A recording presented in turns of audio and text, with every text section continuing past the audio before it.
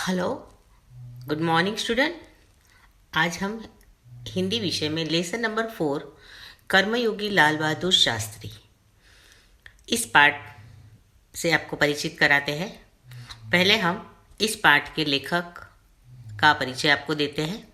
तो देखिए, कर्मयोगी लाल बहादुर शास्त्री जो हमारे देश के प्रधानमंत्री थे, उन्होंने अपनी निष्काम कर्म सेवा से देश को बहुत ही ऊंचाइयों तक पहुंचाया। और शास्त्री जी एक सामान्य परिवार में जन्मे थे, पर फिर भी उन्होंने क्या किया, अपने देश के लिए अपना सर्वस्व न्यौछावर कर दिया। तो ऐसे ये लाल बहादुर शास्त्री के गुण लेखक ने यहाँ पर हमें इस पाठ के साथ दिए हुए हैं। तो देखिए, पहले हम लेखक का परिचय करते हैं।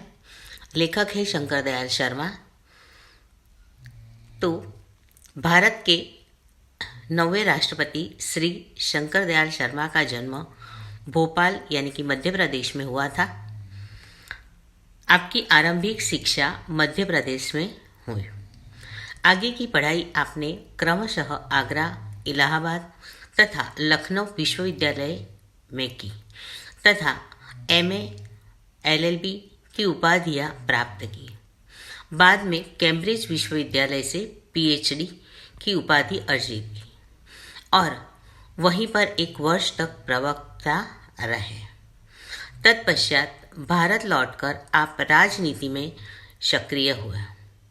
विधायक और सांसद के रूप में आरंभ हुई आपकी राजनीतिक यात्रा राज्यपाल, उपराष्ट्रपति और राष्ट्रपति के सर्वोच्च पद पर जाकर समाप्त हुई।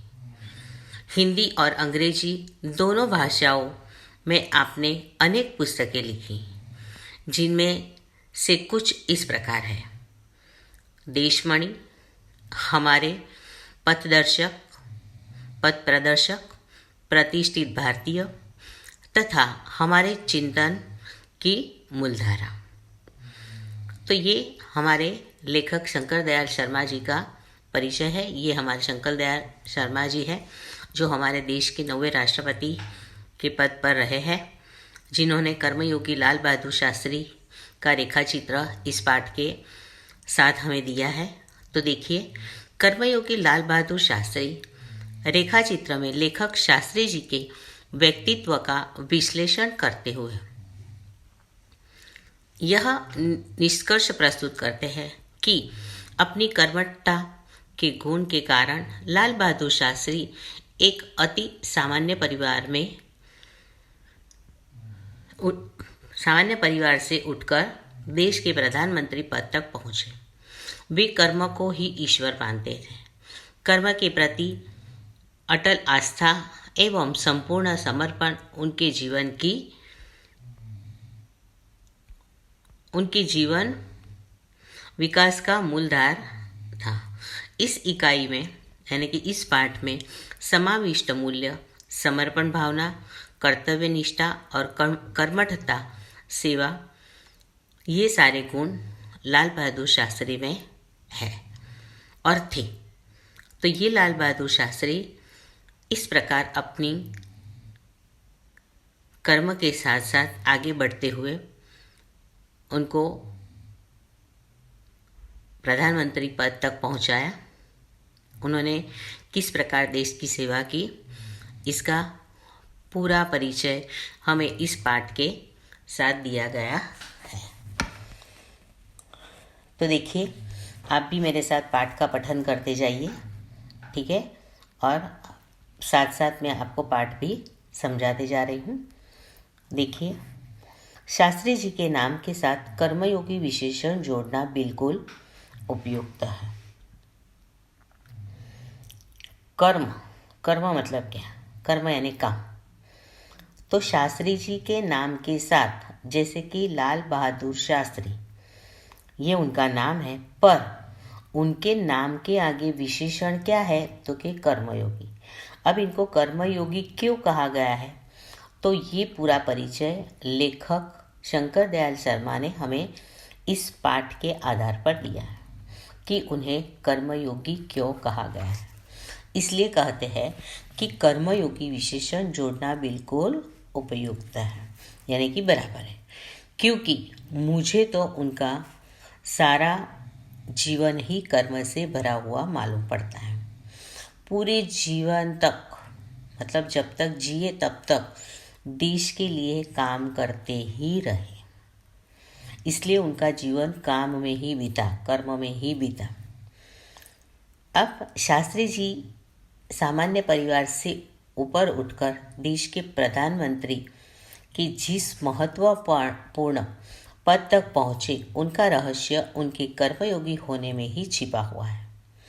वे उन लोगों में से भी नहीं थे जो भाग्य पर भरोसा करके बैठे रहते हैं और अचानक कभी सफलता मिल जाती है, बल्कि वे उन लोगों में से थे जिनको अपनी हथेली की लकीरों के बजाय अपने चिंतन और कर्म की शक्ति पर अधिक भरोसा होता है और वे क्रमशः अपने जीवन का रास्ता बनाते हुए आगे बढ़ते हैं।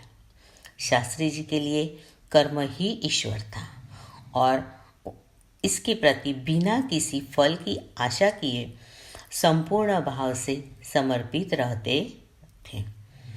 यहाँ तक कि जब भी उन्हें फल की प्राप्ति के अवसर मिले, तब भी उन्होंने उस और हमेशा उपेक्षित दृष्टि से ही रही। उनका जीवन दर्शन गीता के निष्काम कर्मयोगी का प्रतिरूप था। इसलिए मैं समझता हूँ कि उन्हें केवल कर्मयोगी के बजाय निष्काम कर्मयोगी कहना कहीं अधिक उपयुक्त है। तो विद्यार्थी मित्रों, ये पहला पैराग्राफ पेज नंबर 19 पर है। अब हम इसे आपको विस्तार से समझाते हैं। तो देखिए, यहाँ पर हमें बताया गया है कि शास्त्री जी के जीवन में सिर्फ कर्म ही सबसे आगे था और उनके नाम के आगे विशेषण जोड़ना कर्मयोगी बिल्कुल उपयुक्त था। क्यों ज़रूरी था? क्योंकि उन्होंने देश के लिए ही अपना जीवन न्यौछावर कर दिया। कर्म करते रहे पर फल की आशा कभी नहीं की। शास्त्री जी जो है, उनका जन्म एक सामान्य परिवार में हुआ, पर सामान्य परिवार से भी वो देश के प्रधानमंत्री तक पहुँचे, ये तो हमारे लिए सबसे महत्वपूर्ण है, क्योंकि प्रधानमंत्री बनना कोई हंसी मजाक नहीं है, है ना, कोई सामान्य बात नहीं है। ये महत्वपूर्ण पद है, क्योंकि ये पद संभालने वाला पूरे देश को संभालता है। पता है, प्रधानमंत्री पद संभालना यानी कि पूरे देश की जिम्मेदारी इस पर आती है। इसलिए उसका रहस्य उनके कर्मयोगी होने में ही छिपा है। अब एक सामान्य परिवार का व्यक्ति और उन्हें प्रधानमंत्री पद तक पहुंचाना, है ना, तो ये भी एक रहस्य ही है। तो ये यहाँ तक कैसे पहुँचे, तो किस प्रकार पहुँचे, तो कि भाई कर्म करते करते। तो इसके पीछे उनका रहस्य था कर्मयोगी होने में छिपा है। कर्म करते रहे पर उन्होंने कभी भी अपने भाग्य पर भरोसा नहीं किया, यानी कि नसीब कैसा भी हो कहीं पर ले जाए, पर मुझे जो करना है मेरे देश के लिए वो मैं करके रहूँगा। कई लोग ऐसे होते हैं जो भाग्य पर भरोसा करके बैठते हैं। भाग्य यानी नसीब, है ना, कि मेरे जीवन में तो ये लिखा है, वो लिखा है, मैं ये बनूँगा वो बनूँ, ऐसा नहीं। भाग्य पर भरोसा करके बैठना वो गलत बात है। और फिर आप सोचो कि अचानक कभी सफलता मिल जाती है, बल्कि वे उन लोगों में से नहीं थे जिनको अपनी हथेली की लकीरों के बजाय अपने चिंतन और कर्म की शक्ति पर अधिक भरोसा है। कई लोग ऐसे होते हैं कि नसीब जहाँ ले जाए ले जाए, हमें तो जो काम करना है हम करते ही रहेंगे, कर्म करते जाओ, फल की आशा मत रखो, ऐसा भगवान श्री कृष्ण ने कहा है। और फल की आशा करोगे तो वो कभी नहीं मिलेगा। पर उन्होंने क्या किया, कई लोग ऐसे होते हैं जैसे हाथ की लकीरें होती है, हमारी रेखाएं जो होती है ना, आपके हाथ में देखना, आप लकीरें खींची हुई है ना, तो वो इसे देखकर कहीं कहता है कि हो इसके हाथ में तो बहुत पैसा है, ये तो ऊंचाई तक पहुंच जाएगा, ये तो इतना पढ़ेगा, इतना लिखेगा, इसके बाद तो इतना गाड़ी बंगला होगा। नहीं, तो ये इन लोगों में से नहीं थे जो ऐसे हाथ की लकीरों पर भरोसा करते थे। ये तो अपने चिंतन और कर्म की शक्ति पर भरोसा करते। उनका एक ही चिंतन था, एक ही मनन था कि कर्म करते जाओ, फल की आशा मत रखो। और वह इसी प्रकार काम करते रहे और जीवन का रास्ता आगे बढ़ाते रहे।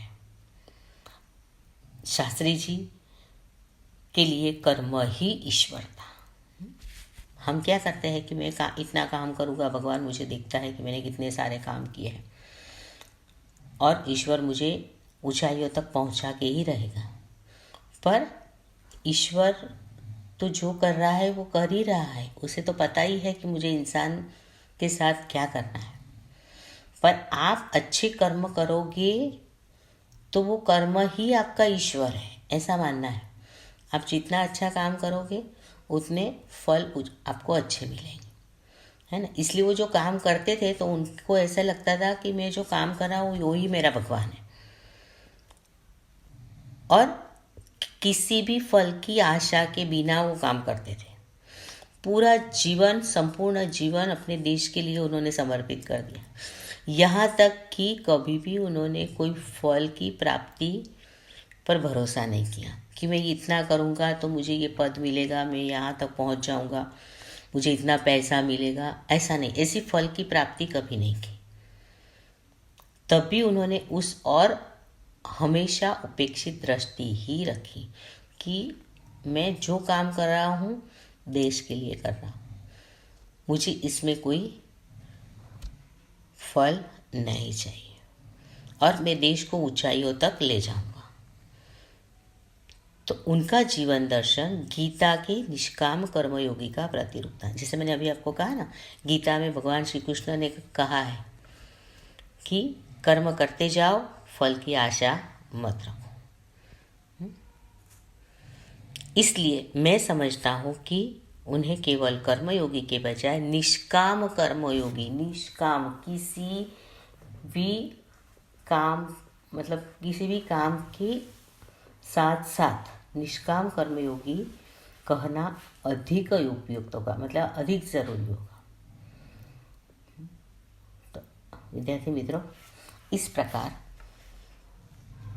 शंकर दयाल शर्मा जी ने शास्त्री जी के कर्म से हमें यहाँ पर परिचित कराया कि वो कैसे व्यक्ति थे। ये थे हमारे लाल बहादुर शास्त्री जी, जो देश के लिए ही काम करते रहे पर कभी फल की आशा नहीं की।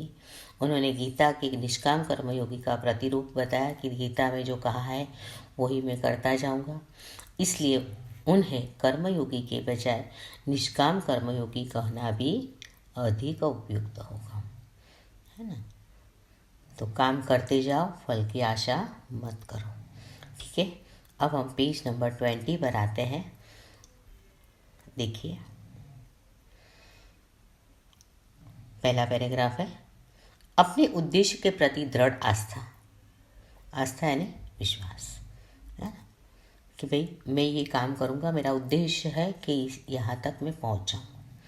उस उद्देश्य को प्राप्त करने के लिए कर्म का भाव। देखो, तुम्हारा उद्देश्य क्या है